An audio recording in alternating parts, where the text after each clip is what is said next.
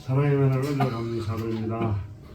오늘 이런 새벽미에 끼워주셔서 온갖교에서 제36회 조찬 예배를 드리게 해주시니 감사드립니다. 만년 역사에 하나님 모르던 백성들에게 한 역사와 선교서를 파송하여 복음을 전파해 주시고 자랑과 일제의 시민 통치와 6.25 전쟁의 폐후에 하나님 이 나라를 축복하여 주셔서 세계 제12의 경제대국과 제2위의 선교 대국으로 성장해 주시는 은혜를 감사드립니다. 하나님께서 이렇게 사람들을 한국 전쟁이 최대 위기에 직면하고 있습니다. 성령께서 함께 주셔서 이 시대, 이 민족의 시대의 소명을 감당해 가시고 하나님이 한국 교회 성도들과 교회 지도를 부여하신 시대의 소명을 다할 수 있도록 인도하시고 여기에 앞장서는 우리 ROTC 기독장교연합의 14기 신호가 되게 축복해 주시옵소서. 또 10시에 시작된 포럼에도 축복해 주셔서 주 안에서 만사 형통케 하옵소서. 감사드리며 우리 주 예수 그리스도의 이름으로 기도드립니다. 아멘.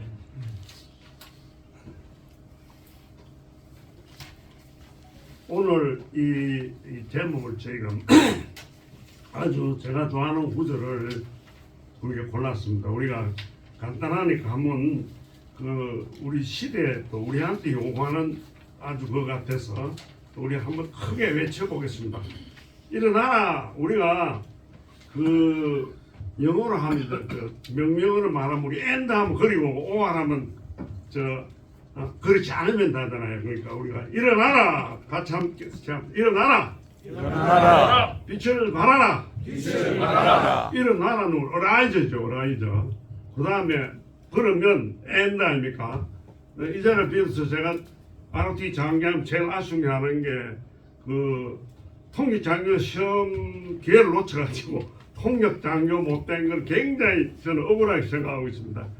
만약 통역 장교가 됐다면 뭐 6번이나 어디 합천에 근무해서 고시를 했을 텐데 안 된 시험을 못 친 덕택이 아주 아쉽게 생각하면서 오히려 더 보병 장교를 한 걸 아주 더 자랑스럽게 생각하고 있습니다.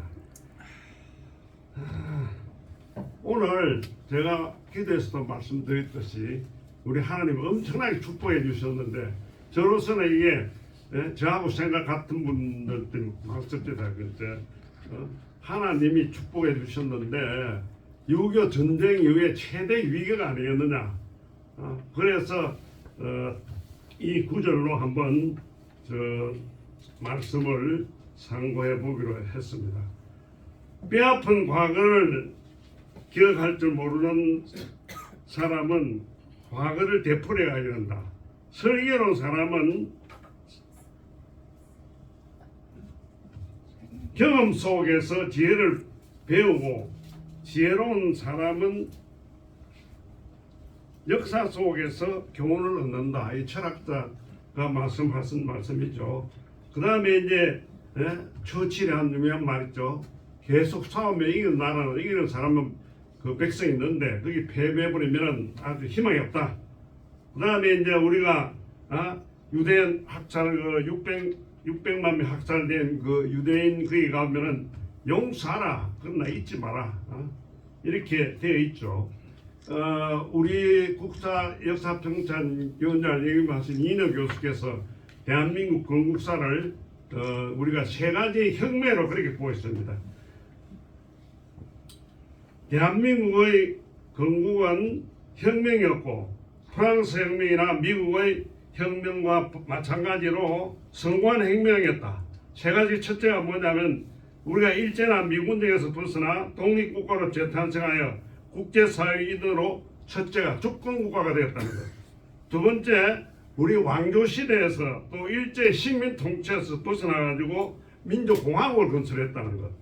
그 다음에 세계의 셋째, 이제 공사이나 전제 정치가 아닌 자유민주주의 질서를 해보겠다. 이런 걸 되었습니다. 지금 우리가 분단 상태에 있게 됐는데 분단하게 된 요인을 한번 되돌아보고 특히 저희가 이제 우리가 이제 한국 전사를 통해서 우리 분단과 전사 이 과정을 한번 짧은 시간만 되돌아보는 그런 시간을 갖고 있습니다. 우리가 잘 안다시피 우리는 일제 식민지 우리 스스로 독립을 못했기 때문에 오늘 이런 상황을 직면하고 있는 거죠. 이런 상황에 많은 근본적인 원인은 뭡니까? 2차 세계대전에서 일본이 항복을 하지 않는데 8월 6일 날 히로시마 또 9일 8일 날 나가사키에 원폭을 투하하게 되니까 이제 무조건 항복하게 되죠. 여기에서 우리 세계 전사를 보게 되면은 세계 2차 대전이 발生때 미국은 꾸준히 소련에게 참전을 요구합니다. 왜냐하면은 그 일본의 초토화 작전 여기에 미군이 많이 전사되기 때문에 끊임없이 스탈린한테 미국이 요청을 하지만은 스탈린은 코판구도 끼지 않죠. 왜? 많은 걸 받아내기 위해서. 그래서 결국 뭡니까? 히로시마에 폭탄이 떨어지는 거 보니까 바로 소련이 선전 포고하고 일본에 선전 포고하고 바로 물밑에 내려오죠. 물밑듯이. 왜 그랬냐? 우리가 잘 아다시피 일본은 미국과 일전을 해야 되니까 소련하고 휴전 뭡니까? 불가침 해야 되고 독일은 또 그 뭡니까? 2차 세계대전 그게 해야 되니까 그 소련하고 불가침 조약을 맺죠. 그런데 유리하게 되니까 독일이 바로 소련을 침공하죠. 소련도 마찬가지입니다. 유리하게 되니까 일본을 침공해서 물밑듯이 내려오니까 이제 그거는 미국처럼 당하게 되죠. 벌써 미군은 오키나와에 있는데 벌써 북한에는 다 진주해 버렸으니까. 그래서 우리가 잘 아는 이제 딘러스커 옛날 국무장관 했고 본스틸 대령이죠. 우리 주한미군 사령부 한 사람들이 그 위원회를 거쳐가지고 38선을 구하게 되죠. 그 38선을 구해서 이제 북한은 소련이 남한은 무장 해제로 왔는데 우리가 잘 어제가 김정삼 대통령 구주기였어요. 제가 거기 다녀왔는데 김정삼 대통령이 그 러시아를 방문해가지고 옐친으로부터 300년 정도의 원선을 그걸 받았죠. 한국 전쟁에 그걸 거기 보게 되면은 명확하게 잘 나와 있죠. 소련은 벌써 45년 9월 28일 날 스탈린은 지역 사령관이 명령합니다. 북한을 소비했다 하라. 소비했다. 우리가 그 이후에 어떻게 정해졌습니까? 북한은 한 2달 만에 토지 개혁을 다 해버리죠. 토지 개혁. 우리는 몇 년 걸렸습니까? 48년 국회가 돼가지고 재헌국회가 돼가지고 조봉암 그 농림장관이 해서 6.25 전쟁 전에 겨우 이제 그걸 했습니다. 그리고 그 북한은 3개월만 그렇게 해버렸죠. 그 다음에 대의원 제도를 해가지고 인민위원회 해가지고 벌써 1년 내 거기는 정부가 수립된 거죠. 어떻게 토지 개혁을 3개월만 할 수 있습니까? 그게. 그러면서도 이제 정부는 안 하고 있다가 우리가 이제 8월 15일 48년 8월 15일 정부를 수립하게 되니까 자기들은 9월 9일 지금 9월 9일로 저기 하고 있죠. 이렇게 이제 해온 걸 우리가 잘 알 수 있습니다. 잘 알 수 있고 그 다음에 이제 6.25 남침하게 되는 걸 우리가 한번 또 되돌아보게 됩니다. 6.25 남침을 하게 된 걸 보면은 49년 3월에 김일성하고 박헌영이 스탈린을 방문하게 됩니다. 3월달에. 그래가지고 남한을 침공하겠다. 지금 어디 서해 오도를 침공하겠다는 겁니다. 서해도. 그 스탈린이 못하게 합니다. 하면 안 된다. 왜 안 되느냐? 미국이 개입하게 된다 이런 이야기예요. 미군이 개입하게 되면은 전동도 확장돼 안 되니까 하지 못하게 했어요. 그런데 이제 그 다음에 50년 뭡니까 이제 3월 달에 방문하면 성인을 하게 됩니다. 그 사이에 어떤 국제적인 변화가 있었냐? 49년 10월 1일 날 모택동이 장에서 중국 정부를 구했죠. 그 다음에 그때만 해도 미국은 원자 폭탄 실험이 안 됐어요. 49년에.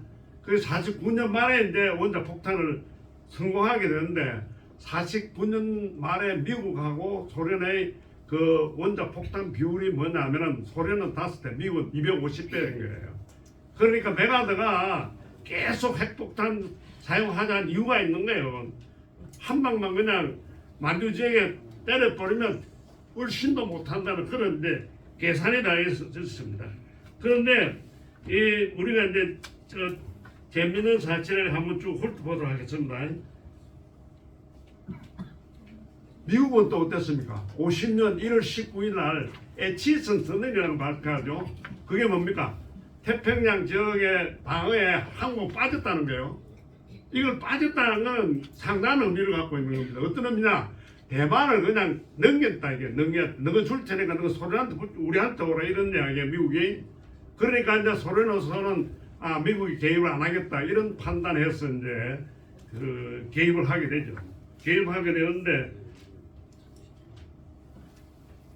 스탈린은 이제 이게 여기 보면은 스탈린은 여러 가지 다른 계획이 있었죠. 스탈린의 전략이라고 하고 우리가 뭐 여러 가지 전사에서 봅니다만은 스탈린은 미국을 전쟁에 끌어내어 가지고 한국에 붙들어 놓겠다. 그러고 또 중국하고 완전히 견훈 제한을 만들어 놓아 원수를 만들어 놓아야겠다. 그렇게 소련한테 유리한 거예요. 소련한테. 왜냐하면은 우리가 잘 알다시피 동구권에서 그랬을 때 티토가 자기 뭡니까 자주 노선을 가하죠. 그러니까 스탈린이 보기에는 뭐 태풍이 이 보통 인물이 아니다 이런 이야기예요. 이건 아주 자기한테 위협적인 존재단 말입니다. 외부도 하나도 없이 미국의 엄청난 지원을 받는 대만 장례석 정도를 무너뜨렸잖아요. 그러니까 이게 자기한테 언제든지 반기를 들 수 있으니까 스탈린은 중국과 미국을 전쟁을 붙여서 이걸 원수로 만들고 자기 시야에 들어오기 위한 장기적인 전략에서 한 겁니다. 그래서 우리가 잘 알다시피 안보리에서 그 회의할 때 스탈린 지시합니다. 지시 뭐 우리 여러 가지 설이 그 엘친 문서에 다 나오는 게 스탈린 지시에서 그 기권하게 만들었죠. 기권. 그 다음에 왜 미국 북한이 남침할 때 소련 뭡니까 군사 지휘관들이 그걸 해줘요. 매일 그것을 일정 키로 내려오면 8월 15일 부산을 점령하게 되어 있는데 설에 와서 3일간 머무르는 게 미스터리라고 그러잖아요. 미스터리는 스탈린이 그렇게 한 겁니다. 스탈린이 왜? 미국이 참전한 기회를 주는 거예요. 미국이 참전에 붙들어 놔야 자기들 동구권에서 석권할 수 있다 이런 이야기죠. 우리가 잘 알다시피 2차 세계대전 후에 동구권이 35개국이 공산화되었어요. 공산화 하나 막은 거는 대한민국에서 하나 막은 겁니다. 그러니까 우리가 결론적으로 보면은 아주 우리가 성공했다고 볼 수 있죠. 소련도 자기들이 처음에는 성공한 것 같지만은 결국 나중에 어떻게 했습니까? 그 레이건 때 자기 소련이 해체되는 그걸 겪었고 중국도 마찬가지입니다. 자기가 지금 대만을 중국을 석권했지만은 그때 자기들이 참전 한번 해서 대만 기회를 놓친 거죠. 자기들이 그때 참전 안 하고 대만 석권했으면 자기들 합병했을 겁니다. 그러니까 우리가 겉으로 보기에는 우리가 전부 패한 것 같지만은 외부로 보면은 우리가 굉장히 그 하나님의 뜻에 따라 우리가 승리했다 이렇게 볼 수 있습니다. 이제 이런 과정을 돌아볼 때 이제 우리가 지금 어떻게 대처해 나가야 되느냐? 여러분들 우리 상황도 지금 내일 아마 이재명 대표 위정 이게 상당히 이제 엄청난 파급 효과를 줄 수 있는 겁니다. 법을 전공한 사람이 보게 되면은 반드시 이건 이제 법정 구속이 돼야 맞는 거예요. 법이 아무데나 판사 검사가 자기 맘대로 하는 게 아닙니다. 이제 다 대법원 룰이 있어요. 대법원 룰이. 그러니까 예를 들면 검사가 최고 그걸 내렸죠. 이제 3년 구형을 내렸으니까 아무리 깎아도 1년 반이 되는 거예요. 그러면 판사가 만약에 법정 구속도 가능한 게 뭐냐? 벌써 지난 국회에서 선거법하고 그 위정은 통과가 되어 있는 상태이기 때문에 그런 상황이 되어 있습니다. 그래서 이런 상황인데 우리가 그거 해야 될 거는 뭐냐면은 이제 제대로 우리가 누구나 이야기했듯이 우리 통일이라는 거는 그렇게 하루아침에 터득이 통일되려고는 아무도 생각 안 했죠. 꿈에도. 그런데 우리가 잘 아는 제가 이제 고대 영자신문 기자를 했기 때문에 레이건 때 우리가 미국 하면 제일 중요하게 보는 게 안보 보좌관 아닙니까? 국경을 다하니까 그 당시 레이건이 보장했던 그 리차드 앨런이 우리 고대를 방문했어요. 김준호 총장님 만나러. 저 기자회 때문에 배석해서 그 이제 기억이 나는데 그분이 뭐라 그러냐 하면은 우리가 소련한테 너무 양보를 많이 했다. 그게 뭐야? 제일 패다 한국이라는 겁니다. 한국.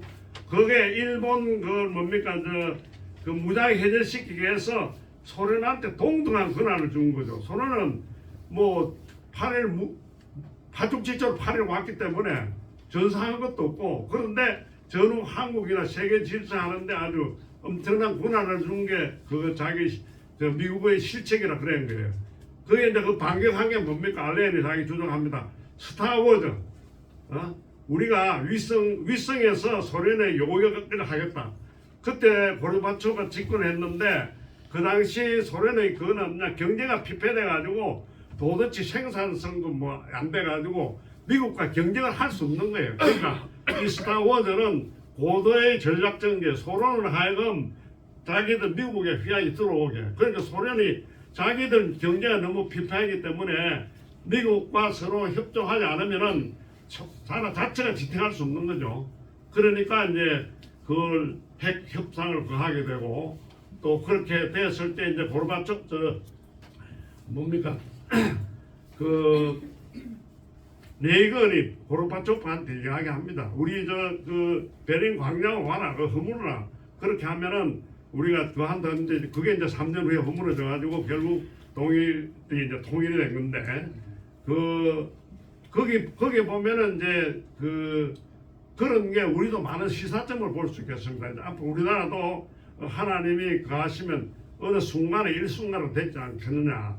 어느 정치학자들도 예측을 하지 못했죠. 독일도 우리도 마찬가지입니다. 우리가 뭐 누가 어떻게 한국이 통일되겠다고 예측할 수 있겠습니까만은 우리가 이 말씀을 보고 이제 마무리하려고 합니다. 우리가 다른 스님께서도 한국이 앞으로 세계 중심 국가가 된다 그랬죠.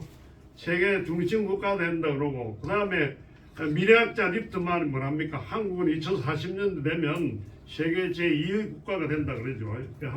제가 그걸 한번 보고 마무리를 합니다. 그러니까 이제 지금 우리가 군사력 세계적 5위죠. 군사력. 우리 군사력 세계 5위입니다. 우리의 또 지금 군대는 프랑스하고 맞먹고 그 다음에 이제 인구나 이게 독일하고 맞먹고 그래서 우리가 통일이 되면은 영국을 능가할 수 있다는 게 이제 그 립트만의 그겁니다. 그래서 우리가 이제 앞으로 기도 드리는 가운데 나라가 이제 하나님 주권 아래 통일이 되어서 또 우리가 이 시대의 민족이 되는 시대의 소명이 저희는 뭡니까 민족 보고마 되면 우리가 잘 아는 이제 복음 통일이 되는 거죠. 그 다음에 이제 세계 선교를 할 수 있는 그게 돼야 되지 않겠느냐. 이래서 마지막으로 우리가 저희들이 좋아하는 타고는 독일 인도의 시인인데 이분은 노벨 문학상까지 받죠. 그 다음에 이제 뭡니까 간디와 같이 인도의 영웅으로 추앙을 받고 있는 분인데 이분이 이제 한국에도 오고도 않은 분입니다. 한국에 오지도 않고 2029년 일본을 방문한 거죠. 일본을 방문했을 때 이제 동아일보 기자가 초청합니다. 우리 한국에 좀 방문해주면 좋겠다.